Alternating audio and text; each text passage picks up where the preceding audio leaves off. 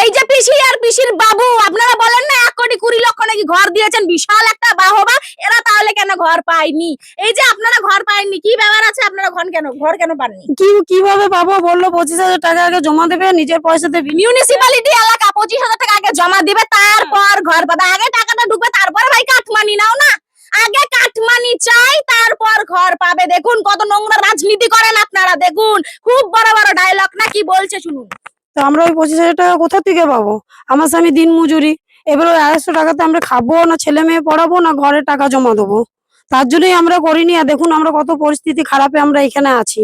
সবাই বলে ভোটের টাইমে হ্যাঁ করে দেবো, ভোট পেরিয়ে যায়, বাস ভুলে যায়। আবার এমন কি যাদের আছে তাদেরই হয়তো আসে, আমাদের নেই বলে আমাদের একদমই আসে না, কেউ আমাদেরকে ঘুরে দেখেও না। আমাদের রাজ্য সরকার তো খুব বড় বড় ডায়লগ মারে যে 1,20,00,000 ঘর দিয়েছি, সবাইকে দিয়েছি।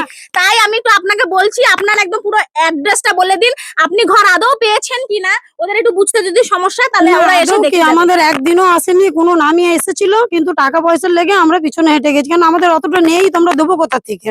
আপনার আমার শ্বশুর নেই, শাশুড়ি নেই। নাম্বার ওয়ার্ড 13 নম্বর। 13 নম্বর ওয়ার্ড। আপনার নাম কি? বাসন্তী রায়। আপনার স্বামীর নাম কি? বিজন রায়। সবকিছু বৃত্তান্ত শুনে নিলেন, একটুখানি এসে দেখে যাবেন। 1,20,00,000 ঘর দিয়েছেন না, তাহলে ঘরগুলো গেল কোথায়? কারা পেয়েছে ঘর? ঘরে টাকা ঢুকবে, তারপর কাটমানি নেবেন। এখন তখন দেখি টাকা ঢোকার আগেই আপনাদের কাটমানি চাই। এই নোংরা রাজনীতির জন্য আজকে বাংলার মানুষ বঞ্চিত। তাই মানুষ পরিবর্তন চায়, এবারে পরিবর্তনটাও হবে।